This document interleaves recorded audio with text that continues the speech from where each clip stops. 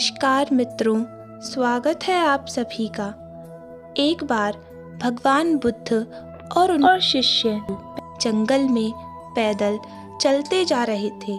चलते चलते वे एक खेत के पास पहुँचे।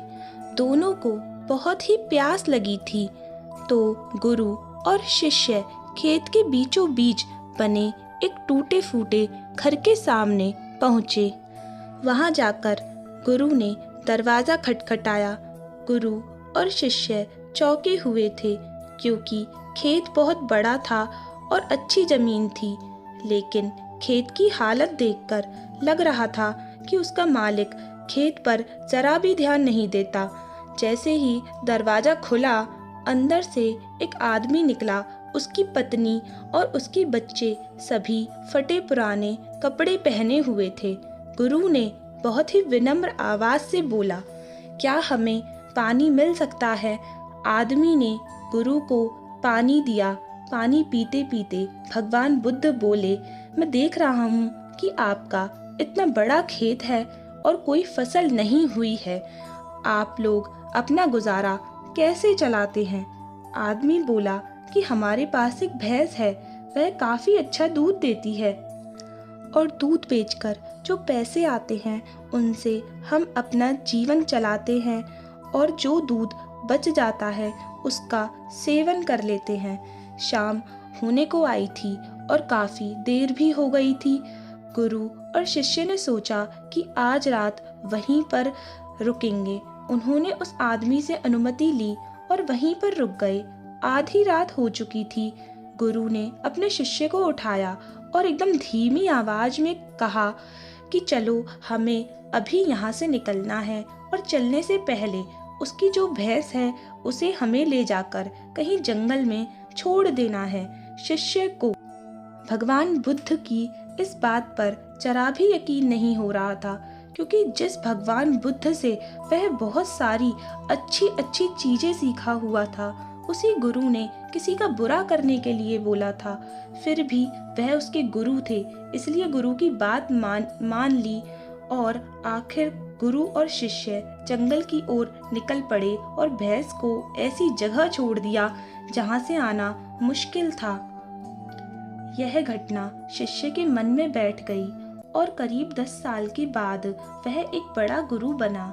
तब उसने सोचा कि क्यों न अपनी गलती को सुधार लिया जाए और उस गलती को सुधारने के लिए उस आदमी से मिला जाए और उसकी आर्थिक मदद की जाए, जिससे उस व्यक्ति के आगे आने वाली जिंदगी खुशहाल बने। शिष्य उस आदमी की मदद करने के लिए चल दिया। कुछ समय पहले चलने के बाद वह शिष्य वहां पहुंच गए जहां 10 साल के बाद यहां आए थे, परंतु वह शिष्य फिर से चौंक गया। वहां पर उसने देखा कि बहुत बड़े बड़े से फल के पेड़ लगे हुए हैं, एक बड़ा सा घर बना हुआ है। शिष्य को लगा कि भैंस के चले जाने के बाद वह परिवार अपना सब कुछ बेचकर यहाँ से चला गया होगा। वह वापस लौटने लगा। तभी उसने उस आदमी को देखा। शिष्य ने उस आदमी से कहा, शायद आप मुझे नहीं पहचानते, लेकिन मैं आपको सालों पहले मिला था। उस आदमी ने मायूसी से बोला, हाँ, मैं कैसे भूल सकता हूँ उस दिन को। आप लोग तो बिना बताए ही चले गए, पर उस दिन न जाने क्या हुआ, और जो मेरी भैंस थी वह भी कहीं चली गई थी और अब तक नहीं लौटी है। कुछ दिनों तक तो मुझे समझ ही नहीं आ रहा था कि क्या करना चाहिए, मैं क्या कर पाऊँगा। जीने के लिए मुझे कुछ न कुछ तो करना ही था, तो लकड़ियाँ काट कर बेचने का मैंने काम शुरू किया और उससे कुछ पैसे इकट्ठा किए, और जितने भी मेरे पास पैसे थे उससे मैंने खेतों में फसल उगाई। आखिर में मुझे अपनी मेहनत का फल मिला। फसल बहुत अच्छी निकली। बेचने पर मुझे जो पैसे मिले उससे मैंने फलों के बगीचे लगवा दिए। यह काम बहुत ही अच्छा चल पड़ा और इस समय आसपास के 1000 गांव में सबसे बड़ा फल का व्यापारी हूँ। सचमुच यह सब कुछ ना होता अगर वह भैंस चली नहीं गई होती, क्योंकि उसी के कारण मैं लाचार था और उसी के कारण मैं कोई काम नहीं करना चाहता था। उसके जाने से मैंने तुरंत नए रास्ते निकाले जिससे मैं पैसे कमा सकता था और आज मैं बहुत ही बड़ा फल व्यापारी हूँ। शिष्य बोला कि यह काम तो आप पहले भी कर सकते थे। आदमी ने कहा कि कर तो सकता था, लेकिन तब मेरी जिंदगी बिना मेहनत किए ही चल रही थी।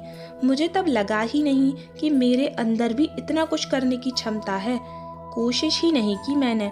लेकिन जब मेरी भैंस चली गई तब मुझे ऐसा लगा कि मैं दूसरा भी काम कर सकता हूँ जिससे मैं अच्छा पैसा कमा सकता हूँ और मेरे बच्चों और मेरी पत्नी को एक अच्छी जिंदगी दे सकता हूँ। इसलिए मुझे कुछ ना कुछ तो करना ही था। मैंने तब ठान लिया कि अब जो भी करूँगा मेहनत के साथ करूँगा, अपने दम पर करूँगा और आज इसलिए मैं इस मुकाम पर पहुँचा हूँ। मित्रों, ऐसा ही हमारे साथ भी होता है कि मेहनत करने की क्षमता और लगन हमारे अंदर ही होती है, पर हम उसे पहचान नहीं पाते। मनुष्य के सफल होने के संसाधन मनुष्य के पास ही होते हैं, परंतु अपने आलस्य के चलते हम उन्हें देख नहीं पाते। इसलिए हमें हमेशा दूसरों पर निर्भर न रहकर स्वयं की मेहनत से आगे बढ़ते रहना चाहिए और जीवन में कभी भी हिम्मत नहीं हारनी चाहिए।